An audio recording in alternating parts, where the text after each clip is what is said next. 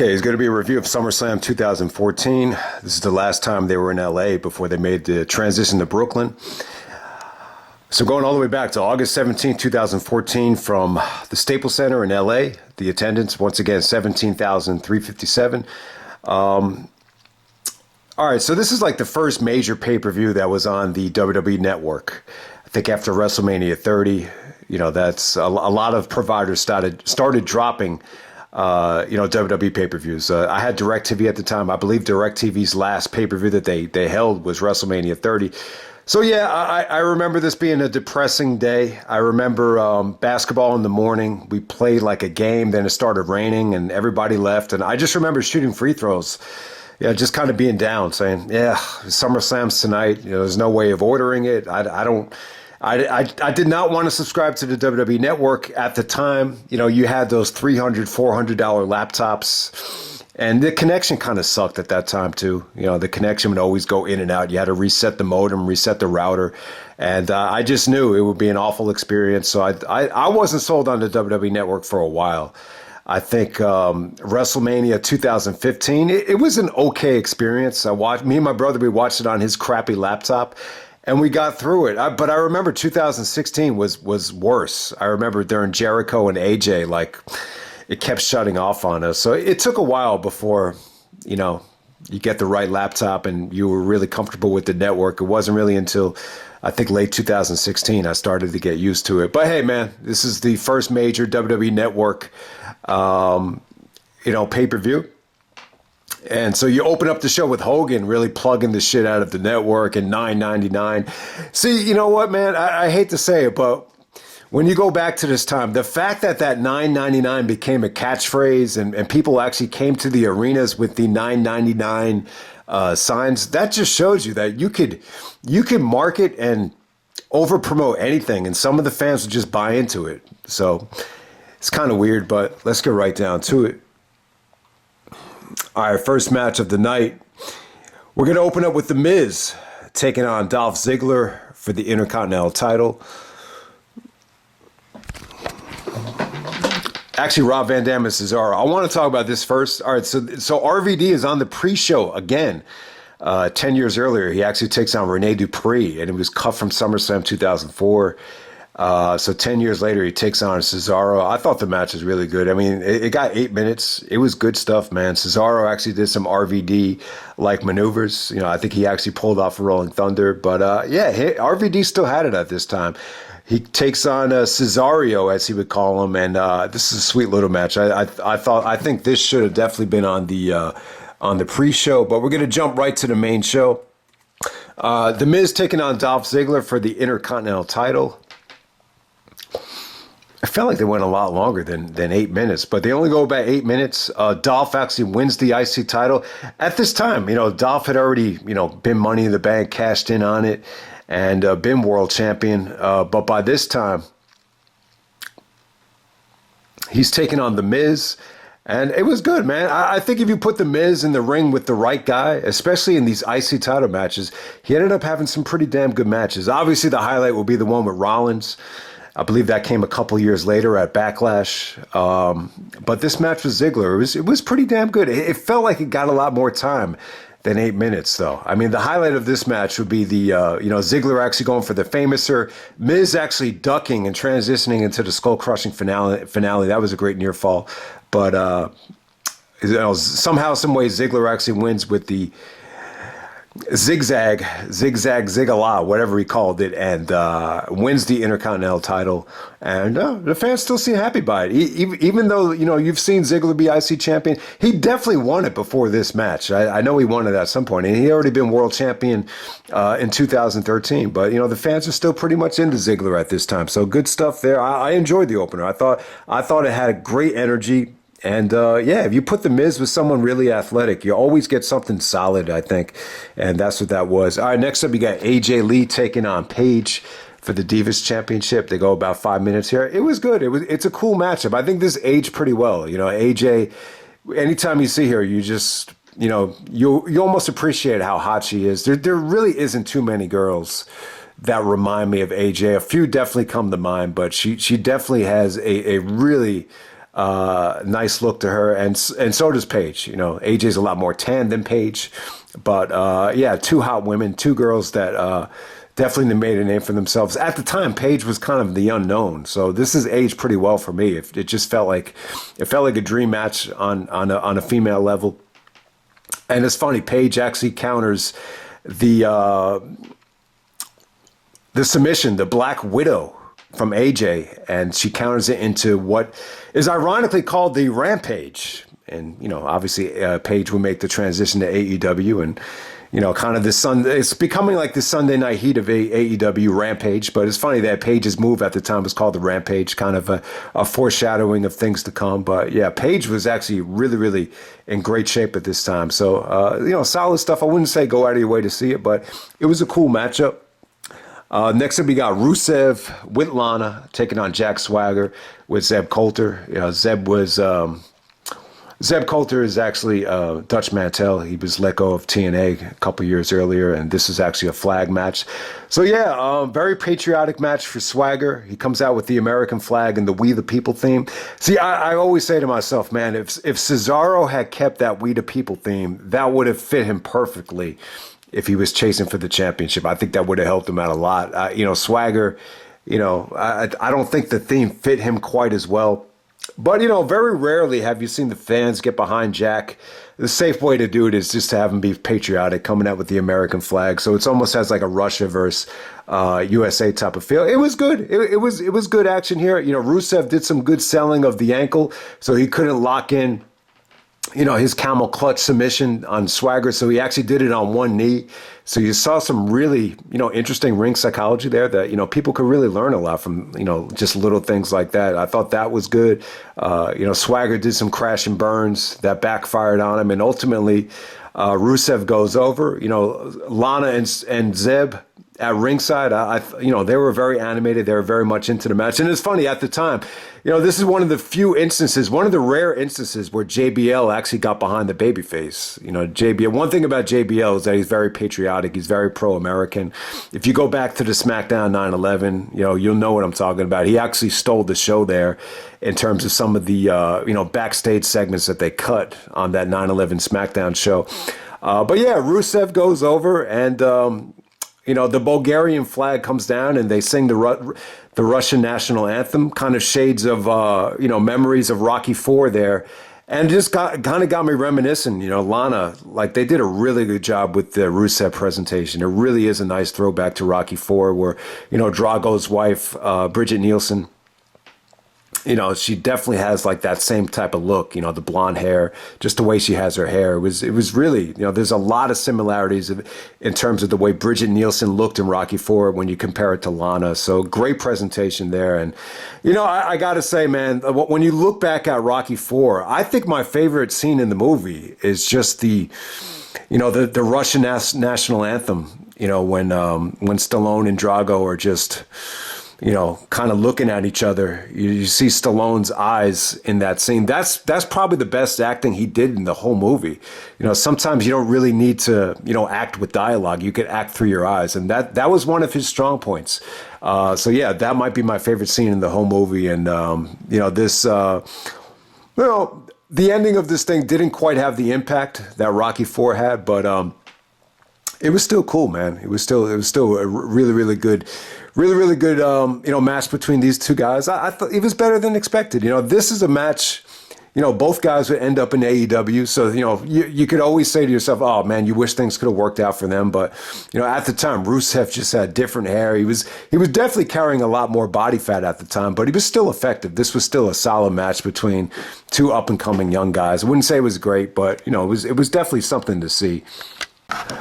Okay, so next up we got Seth Rollins taking on Dean Ambrose in the Lumberjack match. So the Shield is pretty much over at this point. You know, Seth turns on Roman and Dean and sides with the Authority. He borrows that line from Alex Shelley where he said, I didn't sell out, I bought in. He said, to get anywhere in this business, you have to evolve and you have to adapt. So the Shield is no longer at this point. Seth Rollins wins the Money in the Bank at the pay-per-view back in June. And, you know, the start of the war with Dean Ambrose. I got to say, these Rollins and Ambrose matches, I think they've aged extremely well. I think some of the better matches were on Raw. I remember they had a street fight on Raw, which, just really took me back and made me realize, wow, like, 2014, they still had a lot of that hardcore audience there at that time. Because, in 2014, there wasn't a lot of other wrestling promotions to choose from. So it definitely felt like when you look at this time, there was a lot of, diehard fans still watching WWE that hadn't totally moved away yet. So that really stood out about that Raw match. But yeah, I mean, I'm not a huge fan of Lumberjack matches. So this was short. It was sweet. I think Lumberjack matches are something you need to have on television. I don't think they work on pay-per-views, but it worked for this match. I think from a crowd reaction standpoint, the fans went crazy. Anytime Ambrose did a dive onto the Lumberjacks to attack Rollins, I mean, the fans were going crazy. Anytime the Lumberjacks entered the ring, it was just it's a cheap pop. It's an easy way to get the fans invested. But I thought anytime Rollins and Ambrose were in the ring together here, I thought it was sweet stuff. I just think at this time Rollins was so athletic before the knee injury. He just had such a serious edge about him. It was a badass time for him. I thought he looked great. And, he's definitely someone I think you could argue is in that upper tier, that A tier with, Shawn Michaels and all those guys. I think he's that good. I just think the problem is people take him for granted because he's always on television. He's never really had a break besides the knee injury. But yeah, it's funny, man. When you see Ambrose at this time, he looks like 20 years younger. He looks like a kid at this time. Like he looks like, if you look at Jon Moxley now, he's going to be taking on Orange Cassidy this Sunday, which is going to end up being one of the bigger matches on that show, unfortunately. But when you look at Moxley now, like he looks like he's been through hell and back. Here, he looked a little bit young and innocent at this time. But yeah, I thought the match was sweet. The rebound lariat spot got a great reaction. Corporate Kane interferes, and then Goldust attacks Kane, and then the whole thing just breaks down, and you got Lumberjacks all over the ring. That enables Rollins to take the Money in the Bank and clock Ambrose with it. So this is an example of, they're making the Money in the Bank dude look strong, kind of the opposite of Daniel Bryan, where they had him job time and time again as the Money in the Bank holder. So kind of a return back to the way they booked Edge. They made Edge look really strong when he was Money in the Bank. Immediately he got that big victory over Benoit in the Last Man Standing match. So kind of more along the lines of the Edge push there. So good stuff. Next up, we got Bray Wyatt taking on Chris Jericho. Another solid match right here. I thought it was cool. Not great, but solid stuff. I thought Jericho got a really good match out of Bray. The build up here was hit or miss. They tried to do more of a serious, sit down interview with Bray. Being angry with Jericho for promoting himself as the savior, but not really backing it up. I think that's the storyline here. I do remember, and Jericho was kind of critical of Bray at certain points here, where the sit-down promo kind of dragged, and some of the fans started chanting boring. But, I thought Bray had his moments in the ring here, especially with the dialogue, with how he's telling Jericho, Chris, you can't kill me because I'm already dead. So I thought that was some good stuff. I think this is a good year for Bray Wyatt. I think 2014 was the highlight of Bray's career. They gave him good opponents, from Bryan to Cena to Jericho, and they were all solid matches. And it definitely felt like the Wyatt family was a good invasion, and and they were taking over the WWE at certain points. So good year for Bray. I just think a lot of my issue with Bray was just how he was used. There are certain points where I just thought, it was too much in control by the company, and it is fascinating when you evaluate it, because he won Pro Wrestling Observer Best Gimmick and Worst Gimmick. I think he's the only wrestler ever to win both titles of Best Gimmick and Worst Gimmick. So, it's unfortunate what happened, but yeah, this is a good victory for Bray. You could see a lot of the Mick Foley influence. Foley was really devastated by the loss of Terry Funk and Bray Wyatt, but Foley admitted that Bray used a lot of Foley stuff and then made it his own. The rocking chair stuff, for instance, and I never really thought about it, but when Foley cut that promo on Orton in the rocking chair on the build up to Backlash 2004, you notice when the Wyatts debuted, a lot of the vignettes were in the rocking chair, so that was cool. Never really resonated with me until Foley just talked about Terry Funk and Bray Wyatt. So obviously Foley was a huge Terry Funk fan. He thinks Terry Funk's the greatest wrestler of all time. That's how highly he thinks of him. And obviously Bray, you know, when you look at Bray, you could see the Foley influence just because of the way he looked. So it's obvious that Foley was going to, be a huge supporter of Bray Wyatt. But yeah, I mean, that's the thing about Jericho and Bray. They've taken a lot, from the best of the best and made it their own. So I thought the match was good. The highlight of the match for me was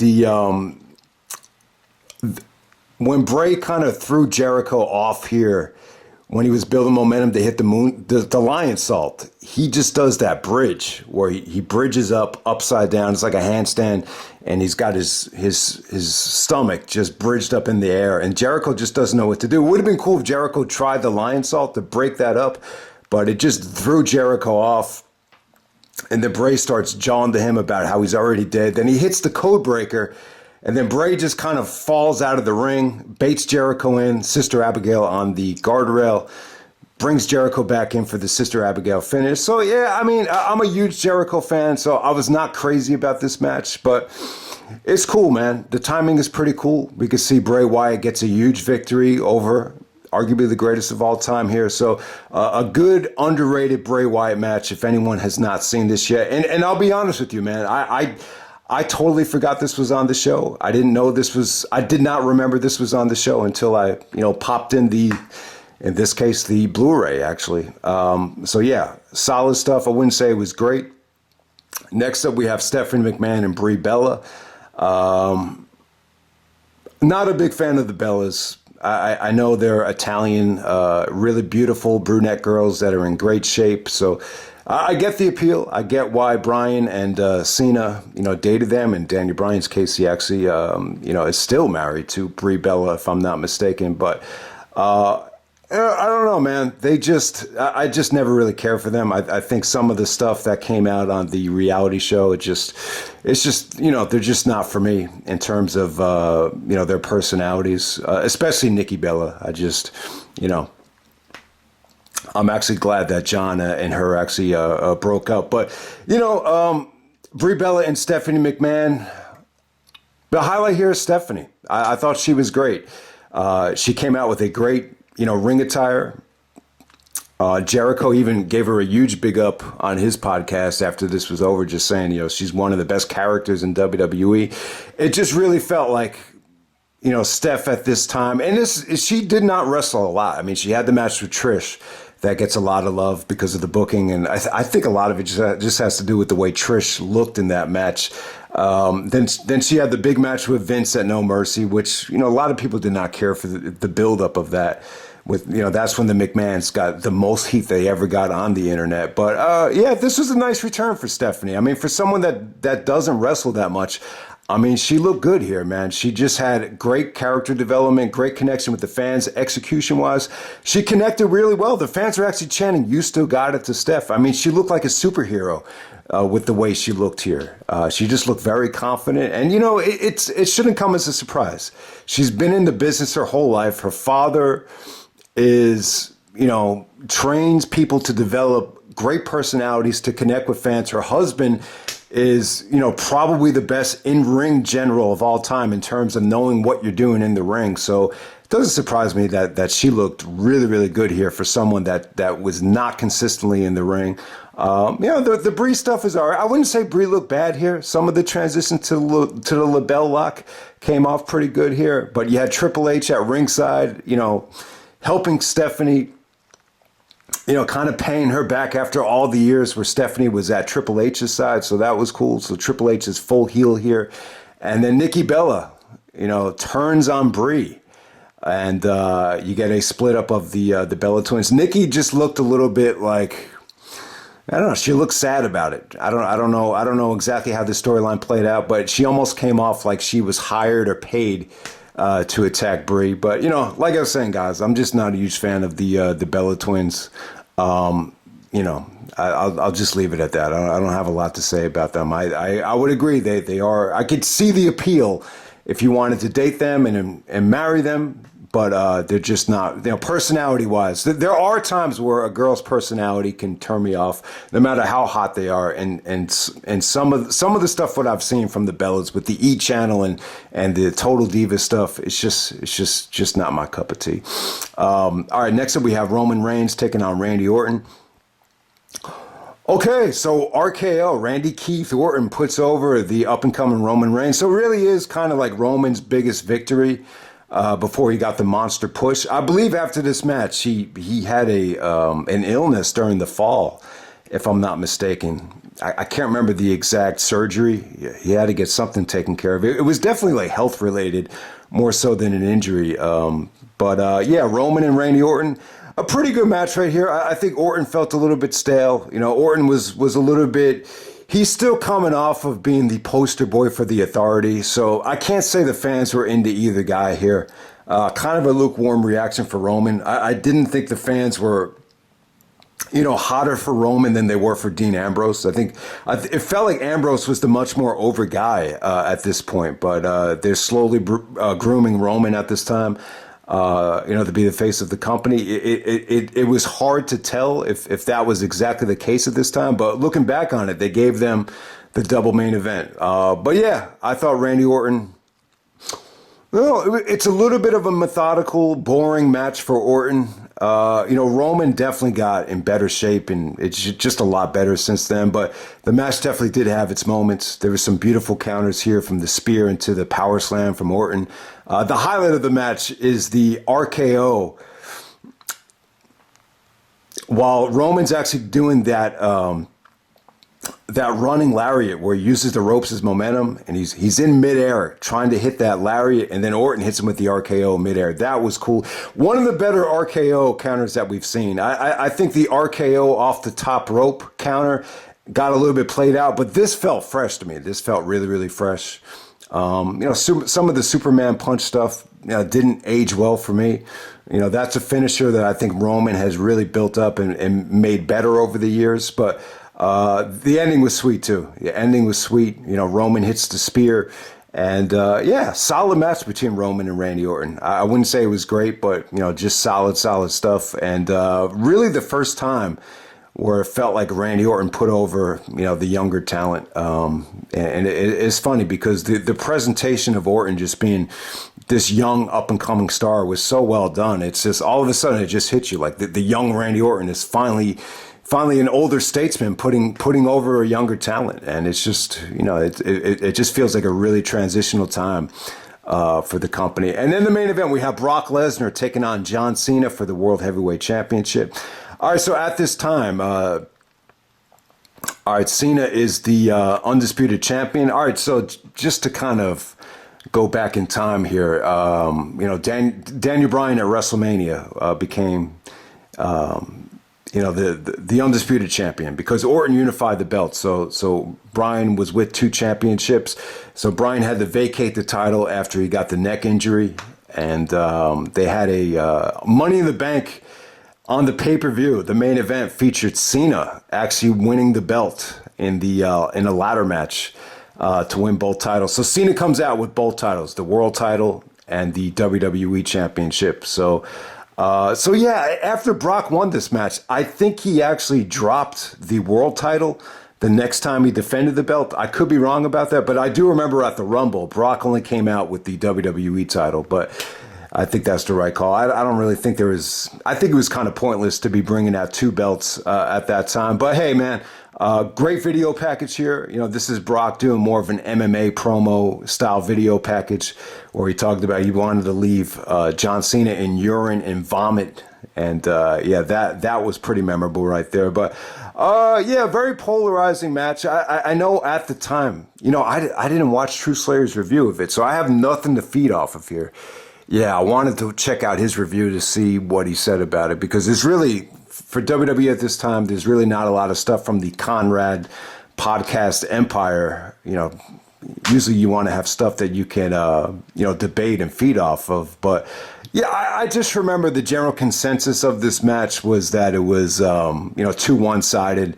And I think from a star rating standpoint, a lot of people kind of trashed it and gave it like 2 stars because it was just so one-sided. But hey, man, I actually love this match. I love the way Brock was being pushed here. I just thought Brock had so much energy coming off of the streak against Taker. This is the way to do it. I mean, when you get that win over Undertaker at WrestleMania, you're finally the first guy to end that undefeated streak. You gotta continue that momentum, and that's what they did with Brock here. And I felt like this whole year, this SummerSlam 2014. Maybe the magic kind of died out after SummerSlam 2015. This was the best year I think Brock had since he, made his comeback in 2012. So I like the way they booked this thing. Cena at the time is already a solidified legend as being a 15-time world champion. So I don't think the loss hurt Cena at all. I think, the Brock and Cena history, it's huge. It's huge for both guys. Especially for Cena, because you gotta give Brock credit, because if it wasn't for Brock, I don't know if Cena would have, had the huge impact that he made in 2003. When Cena finally got some attention, he was cutting battle raps on Brock. And Brock took him out with the F5, and he had the knee injury, and the rest is history. Cena really used that to kind of catapult himself. So they have a great history together. This is not their best match ever. Their best match was probably Extreme Rules 2012, but I thought this had a great atmosphere, a big fight feel. Lesnar just dominated the match. They really tried to recreate the Drago Apollo Creed from Rocky IV, where it's just a total beatdown. I mean, that was more of a beatdown than this. Cena definitely had his moments here. It's not a total annihilation. Cena did hit the FU. Brock kicked out of it. I mean, there were certain points where Cena made his comeback, where he actually did fight off Brock's momentum. It was very, very few, but it was still there. And there was a transition into the STFU, which Brock fought off, and he did a beautiful transition out of it. A lot of MMA stuff from Brock with the pounding. The German suplexes were incredible here. I mean, I think Benoit might have had the record, 10 German suplexes on Austin. I think here Brock delivered 16. A lot of them look nasty. A lot of them look like Cena landed on his neck. So it just had a big fight feel, with Lesnar doing a lot of trash talking, looking dominant, and he looked great. He looked sharp. It definitely felt like Cena was fighting the biggest challenge of his career. It just had such a unique, different feel to it. And, straight out of the gate, Brock is delivering an F5, after the first lockup, right away, and Cena's kicking out of it. So I don't know. I thought this was good. I mean, because of the way it was booked, you're going to have people that were not a big fan of this. I think a lot of people that paid money to see this would have loved to see the back and forth. But I thought it came off pretty well. It wasn't like there was a ton of boring chants. I mean, there was a few. I mean, there was maybe like one or two guys chanting boring. But trust me, if this happened in a different era, who knows what would have happened. For this time, I thought it came off pretty damn good. It was something different. I really loved it. I mean, this was a unique environment. It made Brock look like $1 million.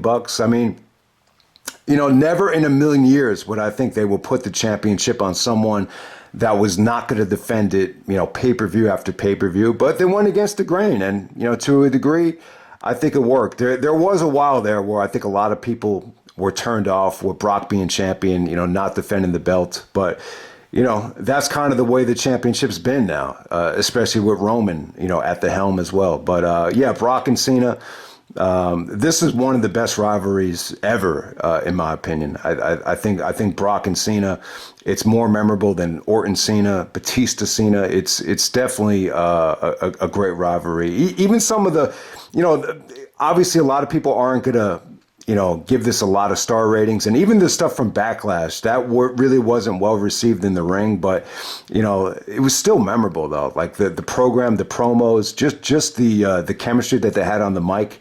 It really felt like Cena, got under Brock's skin more than anybody. So this is a great match for me. I actually had this as the match of the year for 2014, and I know a lot of people disagree with me, but I just think it was something totally out of the box and fresh and unique. So I actually love the match. I know a lot of people are going to be baffled by the star rating here, but it is what it is. So that's SummerSlam 2014. I thought, for 2014 standards, I think it was a pretty damn good show. This SummerSlam was solid, man. I didn't think WWE ran into a roadblock with SummerSlam until 2017. That's when I noticed like they were going a little bit long. They almost had like a WrestleMania type of format, and I think like SummerSlam 2016, 17, 18, maybe even 19. I think 19 was okay. I don't remember it that well, but I just remember the late part of the 2010s, like I thought SummerSlam was in a slump. I still thought this was a consistently sharp show. I think you had some really, really good stuff on the show. Everything was solid. It had a nice little flow to it. So, yeah, I do think in 2014 the company, was really starting to miss Punk and Bryan. I think you could definitely still feel them missing from the show. But, for the bigger shows, I think adding Brock into the equation and having Seth Rollins turn heel, definitely gave the company some life. But yeah, I would definitely say that, the decline probably started, when you get past WrestleMania 31 in terms of, the WWE going downhill. But I don't know, man. It's tough to debate. I do remember in 2016 they had a nice comeback, and then I think 2017 and 18, were kind of lackluster years, and 19 as well. But that SummerSlam 2014, I love the main event. I think the undercard is solid. There's nothing that's, must see and great on the undercard, but it's definitely a solid SummerSlam. Not one of the best, not one of the worst, but I do like the format better than most of the Brooklyn shows, and I'll end it right there. So that's pretty much it, with the SummerSlam, reviews. I hope everyone enjoyed them. I do realize that, sometimes, depending on, what SummerSlams you grew up with, a lot of them don't really resonate with everybody, but, I tried to do the best I could. I think, this has been a bad summer for me. I feel, I don't know if the negativity is translating in these reviews. I really don't know, but from a basketball standpoint, I've just been in such a negative mind state. I've almost becoming like evil, like during some of these games. So I really hope that you don't really hear the negativity in my voice. And I just hope the SummerSlams came off, acceptable. But, this leads us to this weekend. It's tough to really get excited about this weekend. You got Payback, you got All Out coming up. Yeah, I really don't have much to say about it. I will say this though, like if you consistently don't get along with coach after coach after coach, at one point are you the one to blame for it? So I'll just end it right there. But yeah, I gotta say, Payback might be a solid show. I'm sure it's going to be your regular, premium live event. That's pretty damn good. But yeah, the show on Sunday, All Out. I just feel bad for some of those fans in Chicago. I mean, this is not what I think they were expecting, but you don't want to judge it until it happens. So we'll evaluate it, after the shows take place. But I just don't have a lot of opinion on, what's going on backstage or any of that stuff. But that's the end of the summer. I hope everyone enjoyed it, and I'm out.